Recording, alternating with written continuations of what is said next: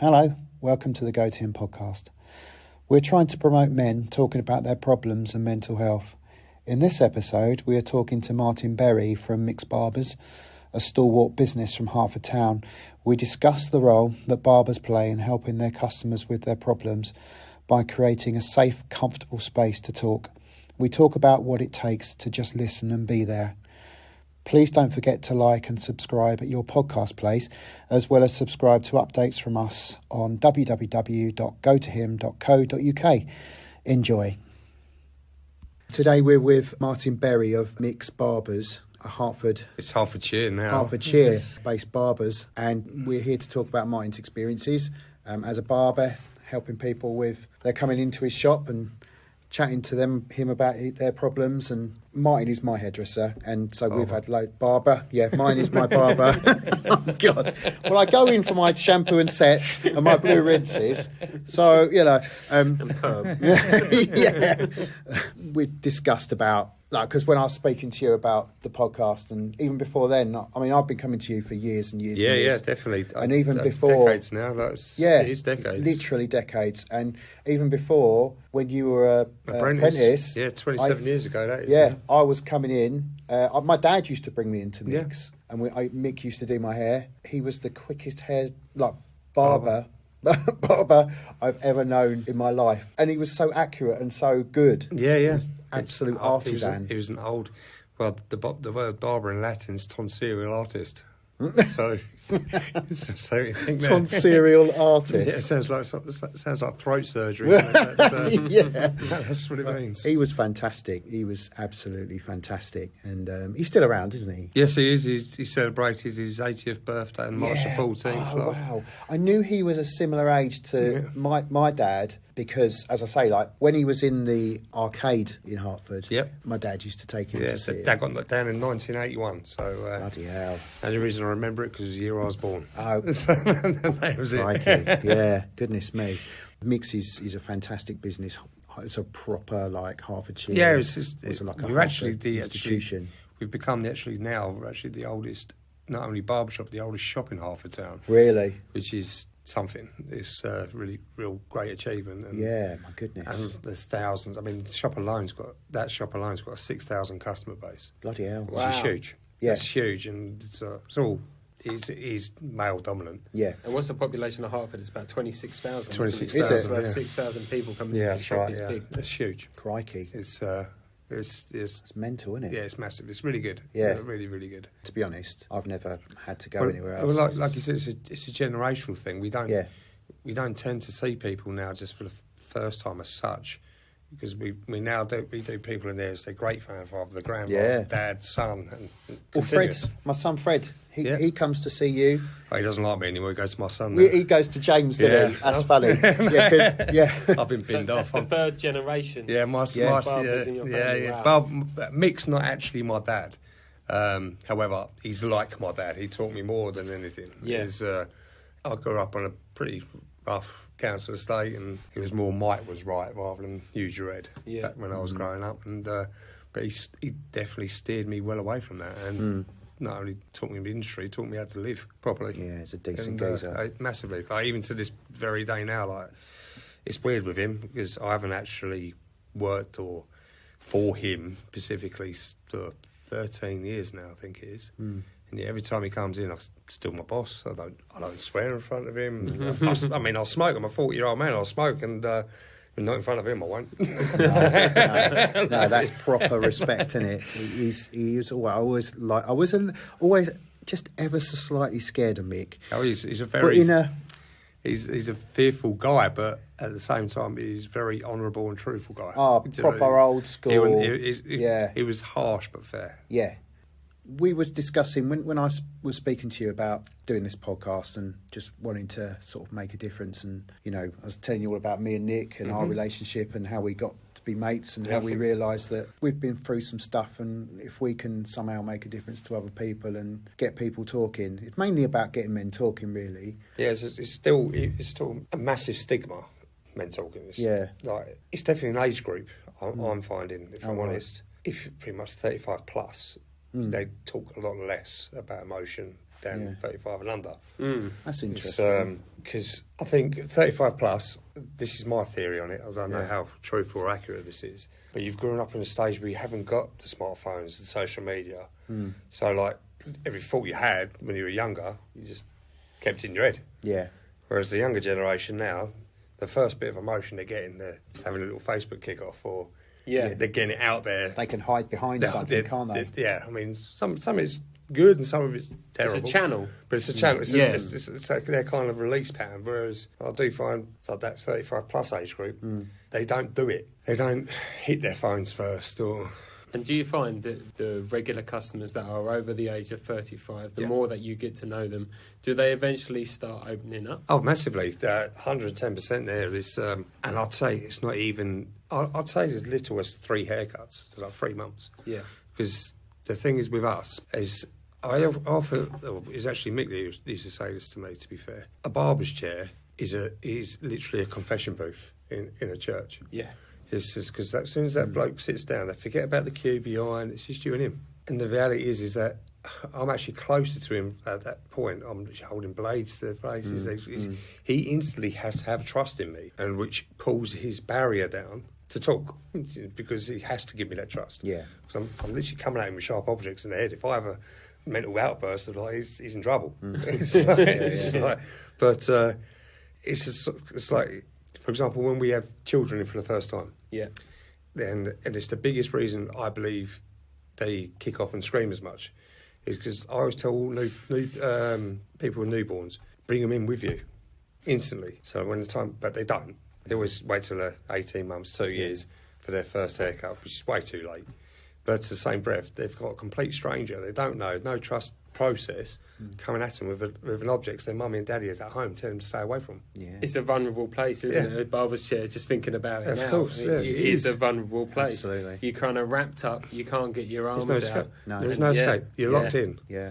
And it is when once you get that customer in the chair, it's all about, as soon as a barber believes the shop's about them, they've lost.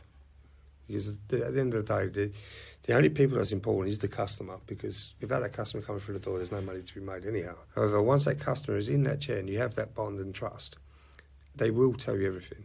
I mean, generally everything. There is, I'll give you an example. There was a chap who was heavily regular. He had a high pressure job and basically had an affair. And with the affair, obviously his workforce found out about the situation and gave him a choice. He could either go through the disciplinary HR thing, because there's no in-house relations allowed to work, or resign with a clean thing. He had a wife at home and kids. So he's decided to leave, but he needed a job. He's got a mortgage to pay and everything. Now that man was coming into my shop near enough every other day after that fact, because he was telling his wife he's going to work. Oh. Wow. But he had nowhere to go. Oh, mate. Nowhere to hide. But at the same time, he was really sad. He was living off a credit card and to pay his rent until he got a job and paid it all back. He felt safe and secure to be able to come in and sit there 2-3 hours a day. Yeah, granted, what he did was wrong, and he knew that, and he was ashamed of himself. But I liked the fact he had that safe space to come in. Yeah, absolutely. Whilst he dealt with it all. Granted, in the end, he did tell his wife about it all after he got his job and everything else like that, and they are sorting through their problems, which is great. But that's just one example of trust. Is there like a unwritten rule amongst barbers where whatever anyone's telling you, kind of like a doctor? It's definitely a doctor-patient confidentiality. Yeah. There is, honestly, there 110%. I mean, I now have 4 shops. It's very hard to people manage, however. And I can honestly say, throughout all of my staff, not one of them has ever told me a conversation they've had with their customer. That's personal. There's 12 members of staff there now, which is good, but they're all busy. And they've all got their own regular clientele coming through. Yeah. It's very much a trust. I wonder whether it's because, like you were saying before about when someone's in the chair, it's like a confessional. I wonder whether also it's the fact that they are almost like forced with someone that is nothing to do with their everyday life or their family. That is a big part of it, or their friends. We're kind of a stranger as such, and I do think they feel they can talk without worry, like the priests and the fathers in church. Step out of reality. Yeah, just for 15, 20 minutes of their life. When those conversations happen, obviously they feel a bit more better because they've released it to someone, but also they look better. They've got some stuff off their chest, they've got a new barnet, Yeah. and they feel good. They instantly feel a bit better about themselves. You said that like it's like a 3-month thing of coming to see you. 3 haircuts, yeah. 3 haircuts. So you're saying that it's mainly people like 35 plus? Yeah, it is definitely a 35-year-old bracket. I mean, lockdown was a big thing for me, to be fair. I didn't actually realise just how much we helped people or how much people spoke to me until lockdown.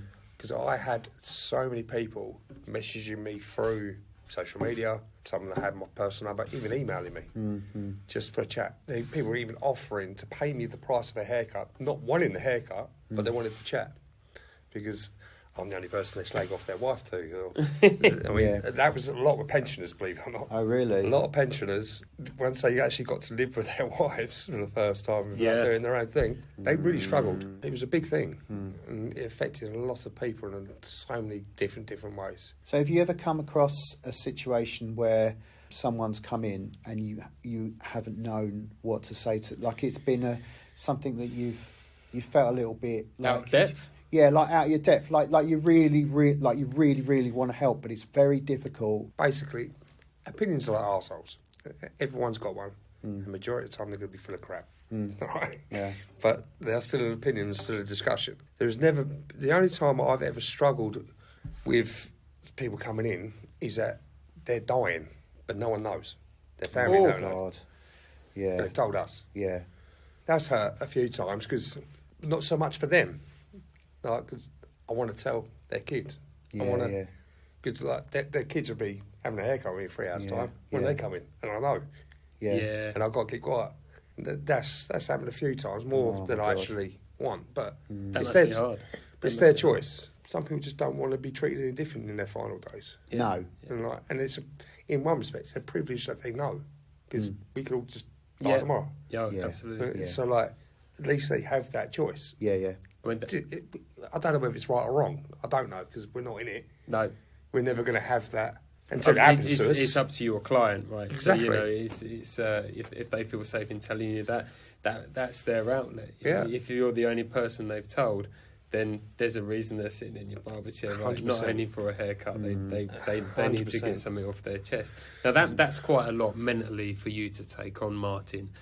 Do you follow any kind of methods or processes to help you deal with the struggles that people share with you? Well, my message probably tell you, to be fair, is that there's sometimes you can have a bit of depressional days in the shop because cost of living, there's not many positive things being discussed in the shop at the moment, especially at the moment. But when I finish work, I tend to just like having a beer but not talk to anyone, just for now, just to leave work in that pint.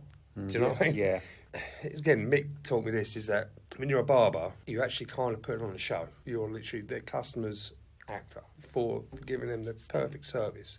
But obviously it does affect you. You do start thinking. But at the same breath, a lot of people's problems have told me, I do believe they've made me a better person because they've kind of eradicated choices I may have made. Yeah. Do you know what I mean? Gives you an understanding of society as well. Yeah, massively. And it is a task at times. And I've got this current chap at the moment. I haven't charged him for a haircut for 2 years because he can't afford it. He generally can't afford it, but he's a bad alcoholic. But he's an alcoholic for the wrong reason. He's just a lonely guy. And but he comes into me, and I always tell him, you've got to stop drinking. You've got to do this. And, help yourself here. But I keep him in the shop for now just because he wants to chat to someone. He wants someone just to not judge him. Yeah. Do you know? And just be normal. When you're in a situation like that, do you offer any kind of guidance to professional help, or We do. Or are you just an ear? No, we do. We offer both. I mean, we've got a lot of cards from various mental health charities and AAs and drug-related charities. We don't leave them on display either. We put them all behind the counter just so we can give them to them personally. Yeah. So no one can see what we're doing. So we're not making that person suddenly seeing a queue of people like, oh, he must have that problem. You don't want them to stop feeling that they can't open up. No. Either, No, do you? definitely not. No, so That'd be awful. So all that's under the counter, out of the way. We do try it, but it is difficult at times. It really is. Because a lot of people's problems are just, you think you've got problems until you hear some people's problems. Yeah, it puts your problems into perspective, I guess. 100%. But then I guess we're all different, aren't we? And what do you do? Because there must come a point where, you know, it must get a bit, because you run a business, you've got 12 people that you employ. Yeah, it's... So who do you speak to? What do you do as a barber? Because you haven't got the barber to speak to, have you? Like, you know, I have. I've got you to speak to. Yeah. And I should imagine if you sit down and have a haircut, they're a member of your staff as well, so you don't want to open up, right? Yeah. I mean, you're right, yeah. I mean, there's certain members of my staff, like, we're not just boss employee, we're a family now. We work together for so long, and just some of them I would trust with my life, and I'll always help them, even if they parted ways with me. We'll always be family. It's the proper close network in that respect. But myself, I'm very fortunate. I'm with a lady that I can tell her everything. Excellent. And sometimes I'll just blare it, Yeah. you know, and I don't hold it back. I personally went through a divorce and lost my life, really, and got myself in a right bad, dark hole, and just drank. Yeah. And I very much distinctly remember sitting in the bathtub. I was sitting there for hours, and water was completely freezing. I was, this is no point. There's no point. No one needs me, and all the rest of it. But it was actually my children that actually phoned my son, phoned me that day. Just, and said, I'm not supposed to see you till Saturday, but can I come see you tomorrow night? And instantly, it's just that one little phone call just made me forget what I was actually feeling. I said, yeah, mate, no worries. Yeah, I'll come pick you up straight after school. Yeah. Went straight into dad mode, straight into protective mode. Your light goes on. Yeah. Yeah. And you just pull me out of that moment. And and it's weird because I've never ever felt that way. I generally have never ever because been... I remember when all that happened, because I remember you being married and where you were living, and I remember also when that all ended, I genuinely really felt for you, because you ended up living in a flat, didn't you, on your own? Yeah. I just really felt for you. And strangely, and the weirdest thing, because yes, my name's Martin, but everyone calls me Hank. Yeah, I know. Yeah. And that's my nickname. Yeah. But it's also my stage name. I walk into that barber shop, and you're I'm Hank. Yeah. I'm Hank now, and it's weird. All my worries are gone. I'll be talking away, just going into business mode. Yeah. Till I leave, I'm back to being Martin again. I'm like, and then Yeah.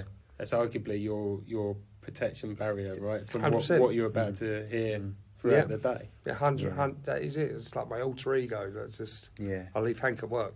And, Hank the hairdresser. Yeah. No, barber. Yeah. See, the thing is, right, I've never called you Hank. No. Because I think, I don't even know why I knew that your name was Martin right all those years ago.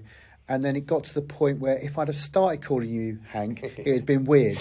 Yeah, So it's weird. Not many people. So when Freddie was little, I would say, "Should we go and see Martin?" Like, I never would call you Hank. That's right. Yeah, should we go and see Martin? And you say, yeah, let's go and see Martin. It is weird. Even when I introduce myself to people, I tend to say always Hank first. It's just become me. But I'm guessing that was created by Mick, though, wasn't it? it was. Yeah. It's a silly thing, really, because my name's Martin, but when I was growing up, my name just turned to Marv for no real reason. And then when I started working with him, and he kept calling me Martin, I said, like, everyone calls me Marv, just call me Marv. He goes, I'll call you Hank then, as in Hank Marvin. Yeah. And that was it. That was it, and it's stuck. That was it. It later turned into, he'd tell people, we call him Hank because he spends too much time in the toilet. yeah. You know who Hank Marvin is, don't you? Yeah. I didn't know that you'd know who the Shadows were. Oh, come on, you know my... I my music taste but is you're far is very, cooler than me, wide. and I didn't want to just... Yeah. Do you know who he is? No. Yeah. No, I know he used to do that dance, didn't he? He's 81 now. Is he? He is. Crikey. Is he still hungry? Who, Hank? Yeah. Hank Marvin? Hank Marvin, Yeah. yeah, still starving. Yeah. Come on now. Yeah. It's been a long day. You know the points in this where we're supposed to laugh at each other's jokes? Yeah, I'll do my best. I'll do my best. So when you have, you get apprentice hairdressers. Barbers, sorry. Fuck me. Do you know what, right? Just for the purposes of the pod, right?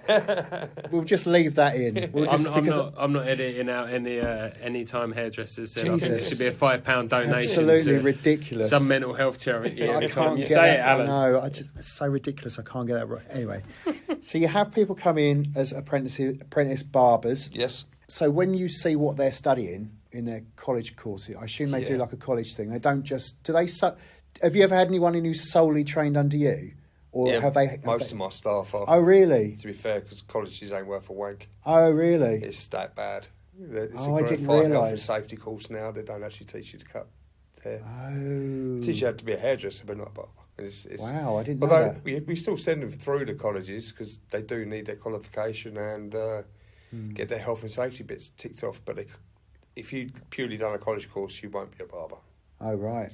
And it's that bad, unfortunately. So I'm assuming then that there's nothing in what they learn of barbering in those courses. Not for psychology-wise. To do with how to... Nothing. Like, Nothing even any sort of like customer service type things? Their customer services, literally, to be fair, their customer services to do they call it consultation about your hair and how they're going to do it and offer you a cup of tea and coffee while they do it. There's no actual conversation. It's all about upsell, selling the product. Like as a business. They teach you everything but being a barber. And they don't then teach you, or rather you have to learn on the job. Yes. Like all this stuff that we've been speaking to up to now. I mean, it used to be a case of educational system. Used to be a case you had to be working in the barbershop environment to do the course. And all the assessors would come out to the barbershops. Whereas now they do not. And no. And unfortunately, a lot of the colleges, especially locally, they're taught by barbers that are not barbers, never worked in a barbershop. No. They've just gone college course. Yeah. And they've no understanding of the trade. So there's a big luxury at the moment. I find this quite astounding. Well, to be fair, if you want to go onto the Barber Collective, I think it's one of the reasons why the Lions Barber Collective set up when they did, because they go out to barbershops, colleges, schools, to do seminars on men's mental health, how to deal with things, because it's not taught anymore. So Martin's... he's referring to the Lions Men's... What is it? The Lions Barber Collective. The Lions Barber Collective. So can you give us a bit of history of them and why they were created and how you became aware of them and how it's affected you as a barber? And what they do. Not a hairdresser. Yeah, and what they do. Well, the Lions Barber Collective, it was set up by a chap called Tom Chapman, who... went through his own personal ordeal back in 2015, as we now know, and realised about men's struggle and suicide and just how badly it affected him and people around him. Yeah. So he set up a group to basically make a barbershop safe place for men to talk openly and also get help. Yeah. And knowing that men can talk through, there is that option. There is going to be a light at that tunnel if you just turn that light on.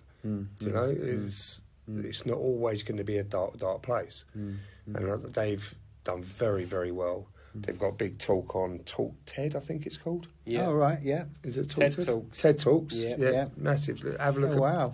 Definitely have a look at that. It's a great little show that I've got on there.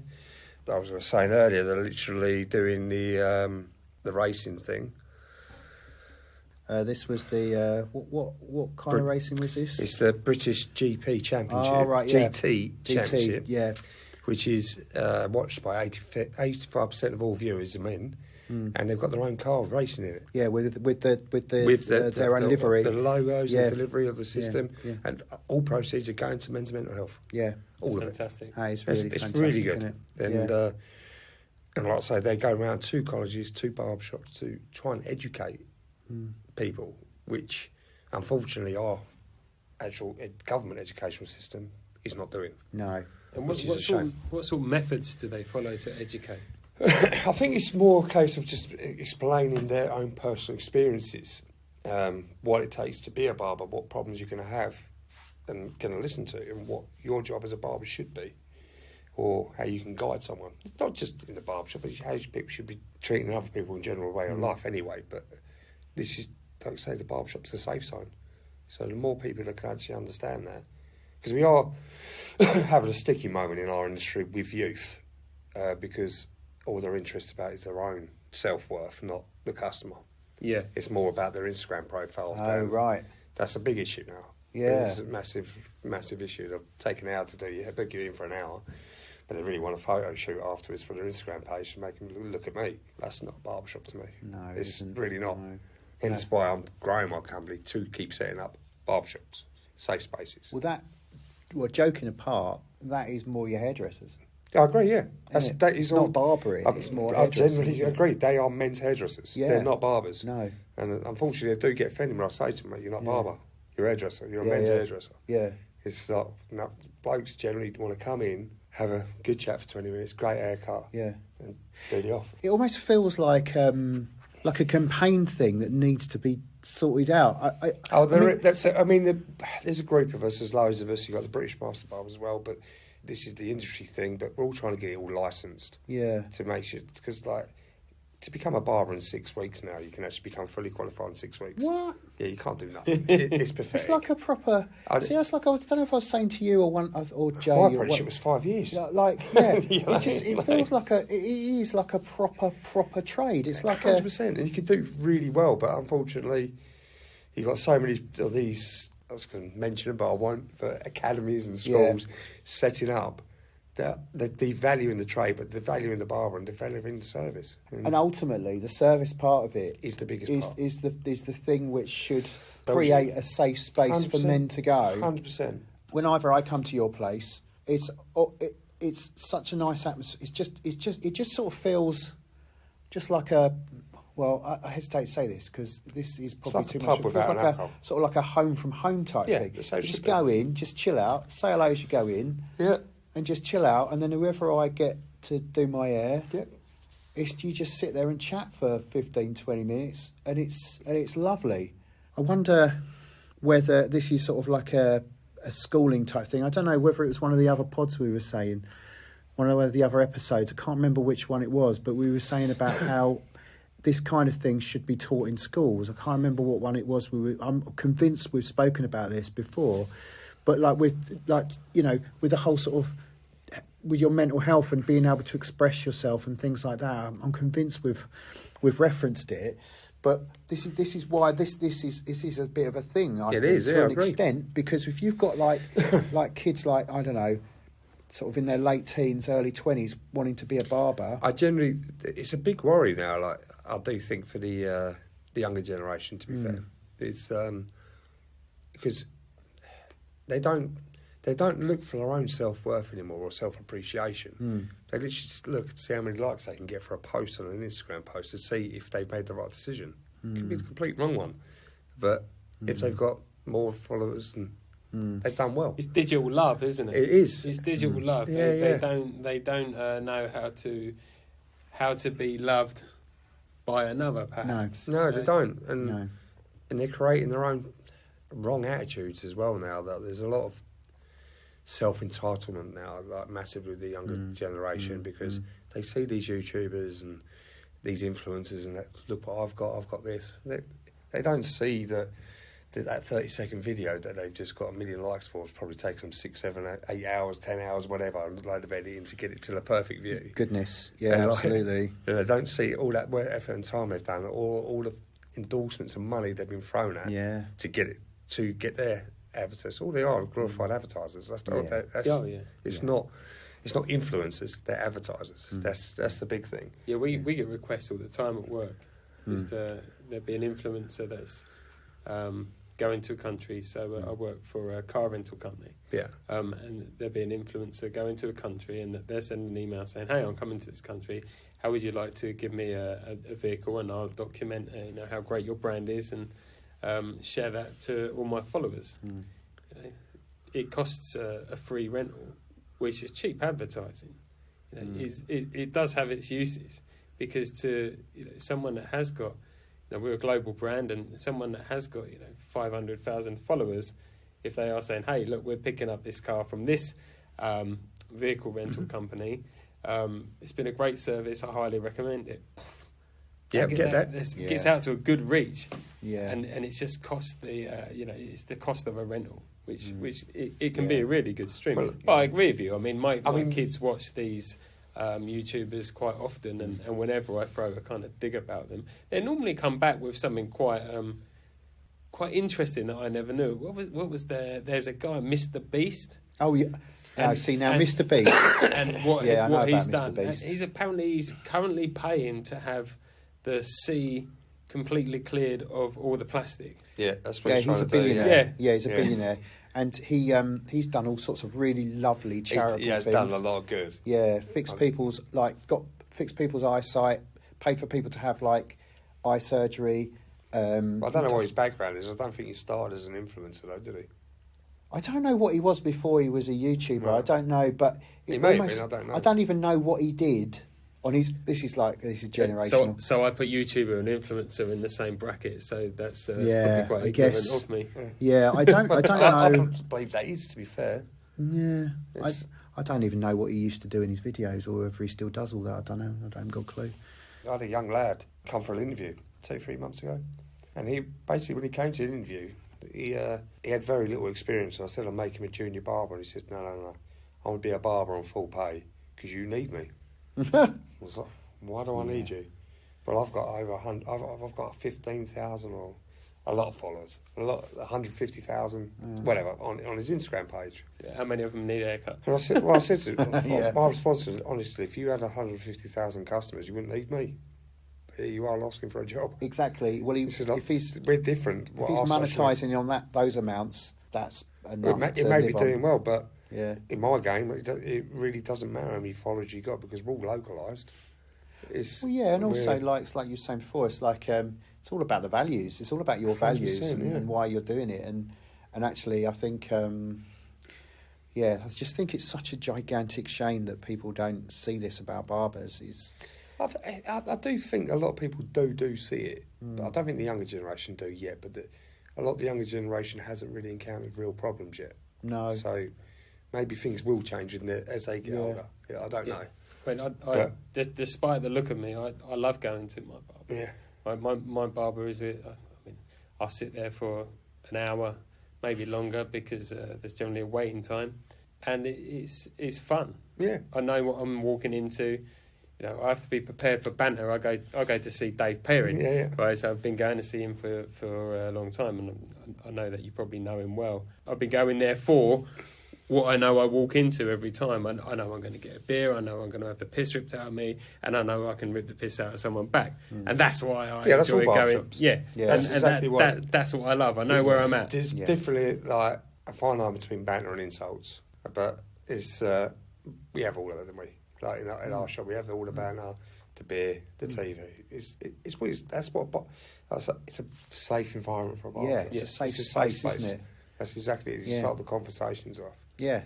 Yeah. So going back to what I was saying before, so you get somebody new in to learn how to be a barber. Do you generally try and gauge that person's personability, if you like, if that is such a word? So how personable they are to someone, and if they're going to be. Yeah, I mean, majority of the youngsters, we literally judge them on their own personality at first. If I'm fair and honest, because they have to be accommodating, they have to be polite. They're not going to be like instantly going, yeah, bruv, this, that. Got to talk correctly to instantly build up their client base, because if they haven't got that from the start, they'll never grow. No. Because if they haven't got a personality of their own, then the customer will never trust them enough to let them practice on their hair. It only takes a little, like 2 or 3 visits, and for a customer to see him, he's still there. He's that young lad's, because that's one thing we've noticed. It's got harder over time. Is that the youngsters? It's harder to get them to engage with people face to face. It's because they engage over phones, don't they? So, like, that is the first thing we do, is try and literally, as soon as they come in, they have to greet and welcome everyone. Yeah. And listen to the customer's response. If they say, how are you? Yeah, I'm good. Yeah, how's your day? Like, start that conversation, because a lot of them, when they come to us, they'll just... sit there, Yeah. It's trying to get them going. When you do that 3 times, and then that person will suddenly let them cut their hair. And that's massively different to the hairdresser which will always say, "With you going on holiday this year?" Yeah. Right? Something for the weekend, sir. Yeah. Because I remember when I was a kid, and older actually, when Mick used to do my hair, regardless of the time of the day, he used to say morning. Yeah. We Regardless still do. Yeah. We still do. It's, Do you? yeah, it's like it's one of our gimmicks, I suppose. Yeah. But sort of that you answer the phone. I even ask my mobile, saying "Morning, Mix," and forget it. It's always morning. Yeah. It's only because I only pay the staff half day. Yeah. No, Quite but- right. Yeah. Yeah. But yeah, it's learning. just that little gimmick, and it gets you remembered, and it starts the conversation. That is the biggest thing, starting that conversation. Yeah.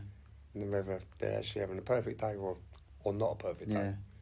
So do you ever sort of speak to your, or I guess you must do, or your apprentices, or about, if someone says to you, how do you train them in if someone wants to speak to them about something? It's a bit delicate. Well, you see, that doesn't really come to the apprentice till later on, to be fair, when they're actually starting not being watched.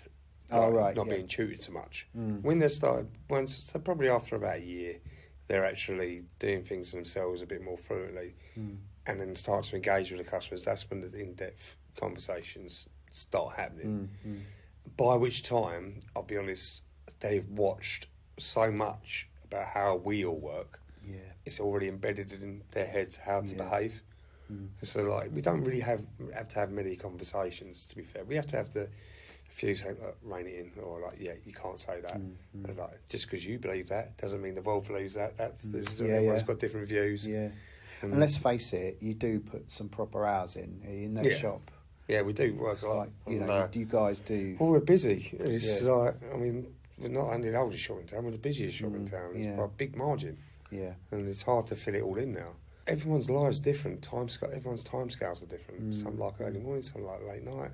And That's why you have to be around. Because this is the thing about, if you want to be a barber, it's not a job, it is a lifestyle. It's a is that the right word, vocation? Vocation, yeah. It's like something you're born to do. Yeah.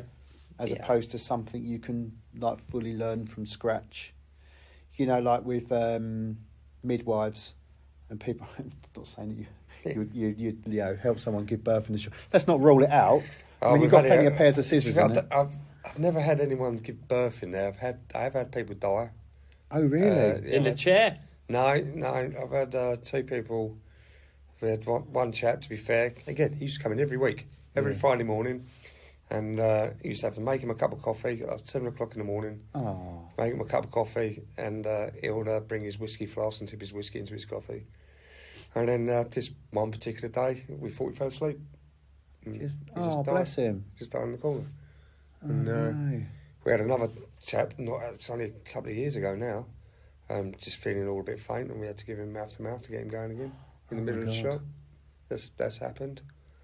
We've had someone's waters breaking there. Oh really? Yeah. So someone nearly did Nearly give birth. did, but that happened. Did I name it Mick? Hank, no. Hank, yes. No, they didn't know. They're not that cruel, are they? But, Yeah. no, literally every scenario I think can possibly think of has gone happened in that shop. Yeah. Do you have much contact with any other barbers with the same ethos as you? You go to shows, and to be fair, the majority of traditional barbers do have that ethos. A lot of established barbers do, but the majority, I'd definitely say the majority of proper barbers definitely do, yeah. Definitely, because we all do the same job. That is what we are. Yeah.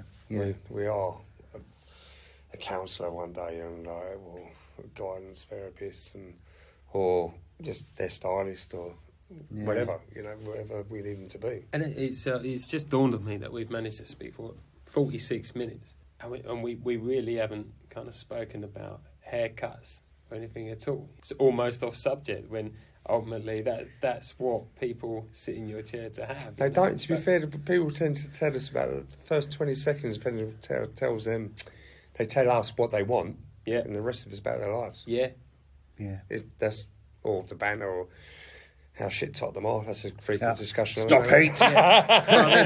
But even when you were talking about someone going to college and doing the course and just kind of having an accreditation, for want of a better word, but you said something interesting, like you don't come out, you're not a barber. Right? No. You didn't say they come out and they can't cut hair, right? It's you're That's not a barber. It's a And I like that. I like how you've described what a barber is, and at no point I can remember in the last 46 minutes it's someone that can cut really good hair. No. Like cut really good haircuts. It's about being... And I like that. Do you know what? I've been doing this a long time. I've never thought of it that way myself, but you're right. 110%. Obviously, you've got to be able to do the job, but at the same breath, that's not what about just anyone can just cut hair. They can. And but being a barber is something different. It takes a long time. It really does. And a lot of effort and generally a lot of care. And it's physically and mentally demanding, isn't it? It's definitely more mentally straining. It's a big thing, the mental side. Like I say, because we do have feelings too. We take things home personally that have been said and without needing to. But it's impossible not to. But it becomes something that as you get older, you just learn to leave. Well, I guess you learn your own methods, don't you? And like you said, you've got a really lovely missus who you can go home and you can vent to, and you can speak to her, and she'll be an ear for you to listen to. Yeah, I mean, like with my staff, when they need a vent, they do vent to me. They do. I am their release. Yeah. And I mean, there's one member of staff, she works for me, and to be fair, the only actual real business side of stuff I actually talk to her about is like she texts me on a Saturday, tells me how much money I owe her. That's it. But when it comes to life, we can easily be on a 5-minute call or a 2-hour call, but about just life. That's one thing I'm proud of the Mixed Barbers chain now, I suppose it is. We're family. We all look after each other. 110%. And whatever they need, I'll help the best I possibly can, and they'll do the same for me, I know it. And it's grown now to your fourth. Yeah, fourth one. We're opening up in Royston on April 10th. Yeah. Which, and even on our open day, we're doing all that for charity for the Winston Foundation and Mary Foundation. And that's all for bereavement kids.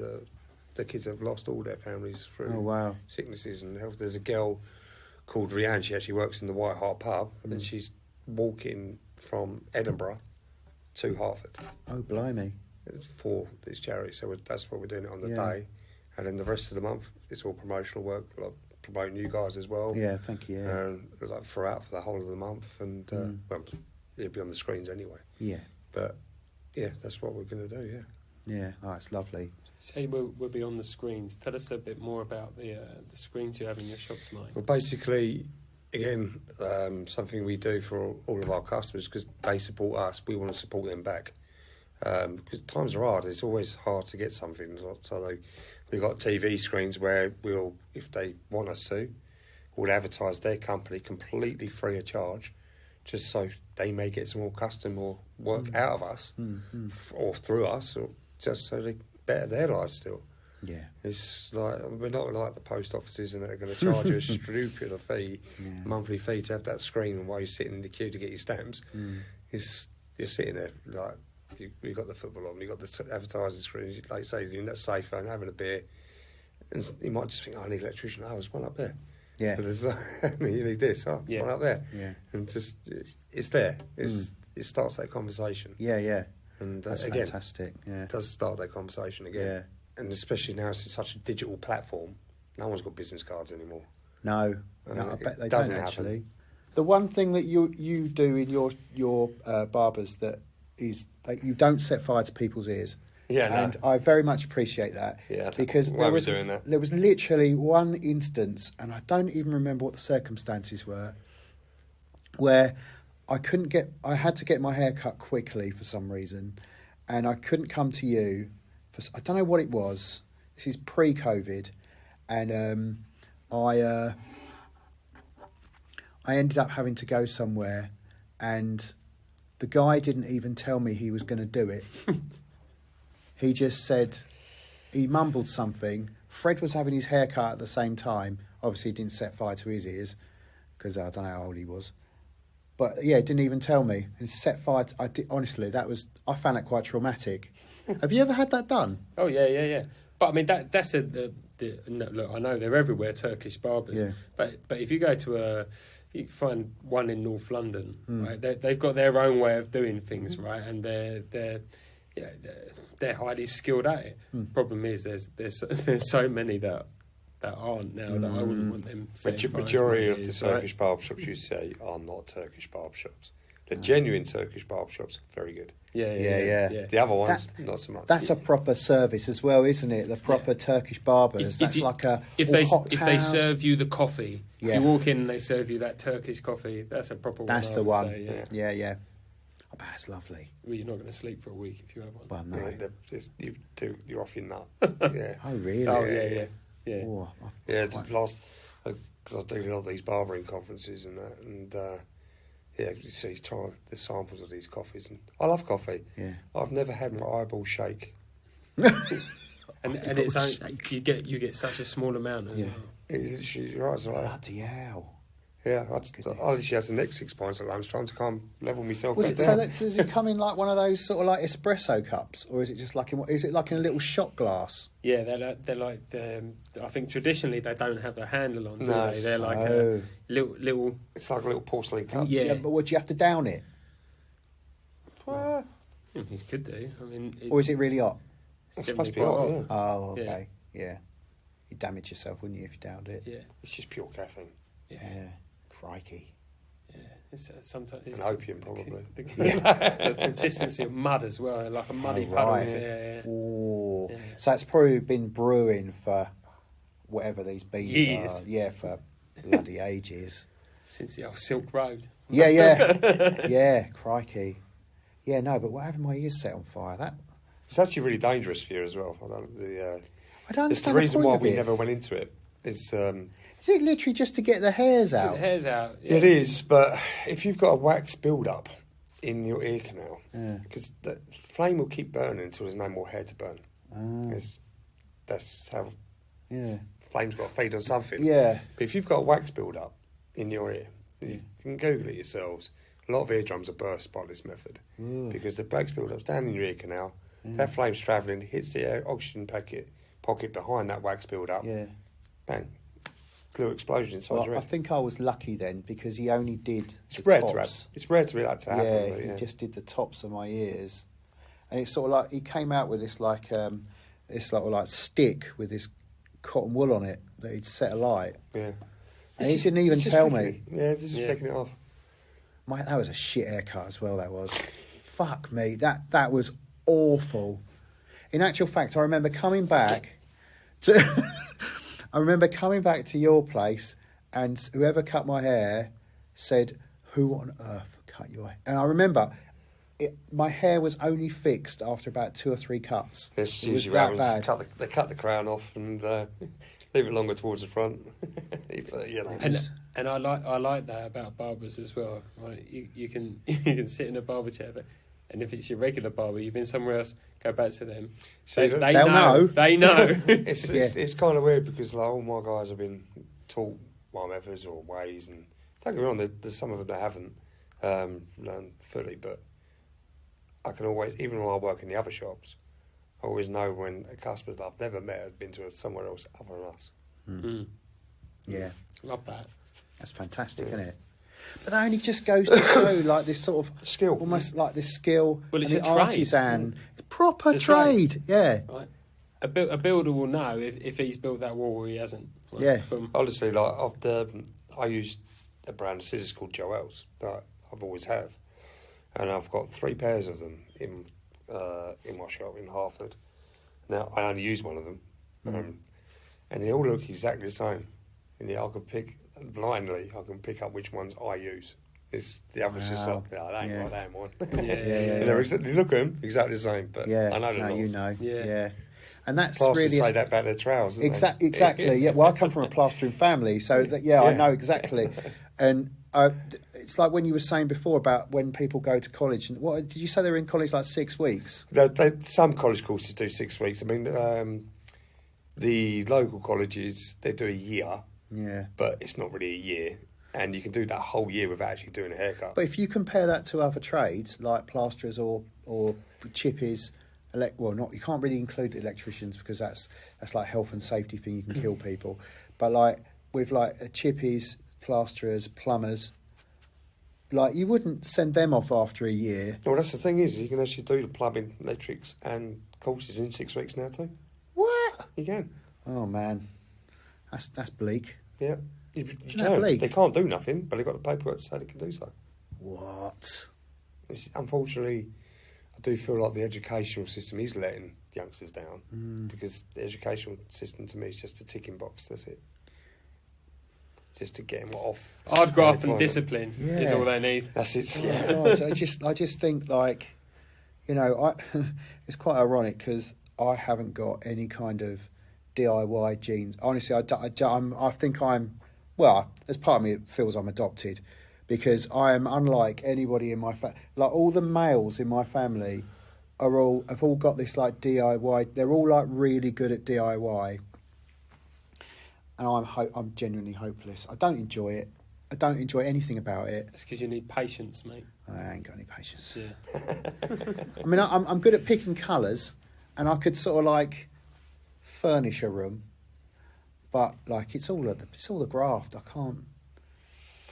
Yeah, You know, whereas all the rest of my uncle and my granddad were my uncle still is a plasterer. My brother was a plasterer. My cousin was a plasterer. All these people, they're all like naturally good at. My brother built a music studio in his garden. Like, didn't even think twice about it. It's just like I wouldn't even have a clue about that. I wouldn't. It just I goes. think you'll get bored with plastering, though. I don't think I'd have lasted as a plasterer because you're right. It is quite repetitive. It's hard graft. It really is heavy and hard. And my uncle, he's an absolute natural at it. And he's one of these people that will actually make you think that it's easy. It really is. That's what's annoying about good plasterers. I've tried plastering. Useless at it. It's hard. Absolutely useless at it. Yeah. Good plasterer makes it look so smooth. Yeah. Yeah, but I mean, But he can't cut hair either. It's, So. it's, Exactly. it's the same with barbering, Right. right? Yeah, You know, I've sat there my whole life having haircuts, and lockdown. Right, I get some clippers and try and cut my lad's hair. I've seen it done. Not a clue. Oh, It'll come off. The amount of people was phoning me during lockdown. Can you talk me through how to cut my husband's hair? No, I can't. No. It's impossible. I cut my daughter's hair in lockdown. Cut Daisy's hair. Yeah, that was really hard.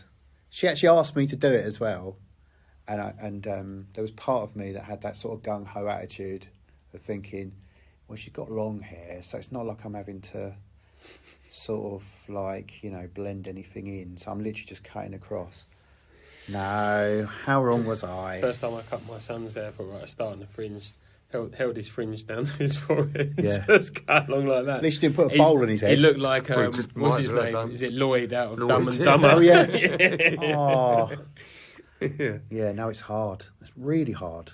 But then when you're in the chair, like you guys just sort of. You do make it look easy.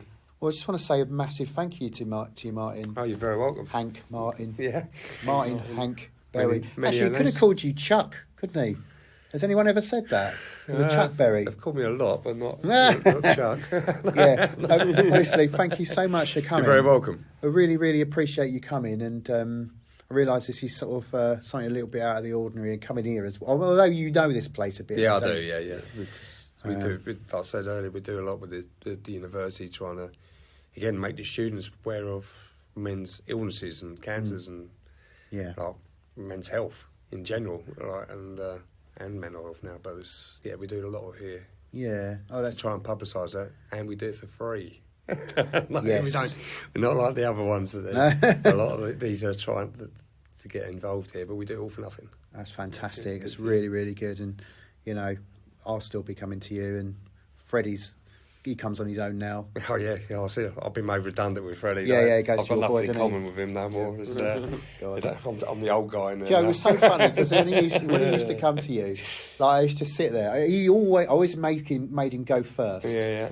And you would always either try and get a conversation out of him, or He won't just, talk to you, or he just wouldn't, because he's so shy. It's Yeah. not that. I'm not but he now. would- I tell you, him and my boy, they're Ah, not yeah. shy. He thinks James. Honestly, he really likes coming to see James. It's really, really good. And I think that's fair with my boy. Like, he's done an amazingly well, like within the thing. But he's been a lot. He's only 18, Yeah. but I think big difference in him and others. He's been in that shop his whole life. Yeah. And he's literally adapted to the customer.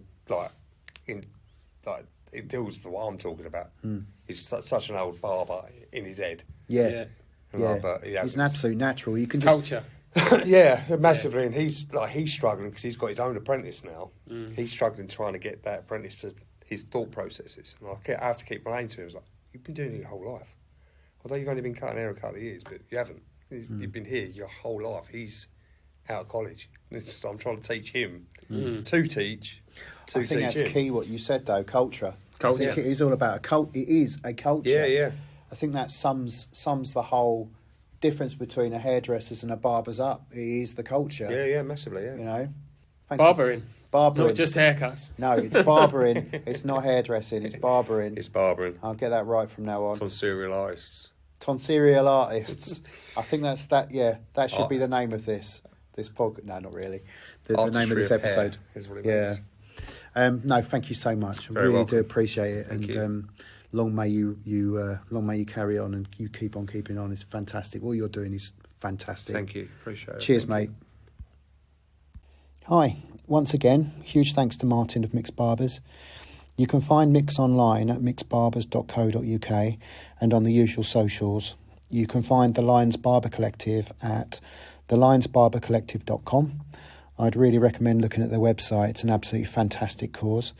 Please don't forget to like and subscribe at your usual podcast place, as well as subscribe to updates from us on www.go2him.co.uk.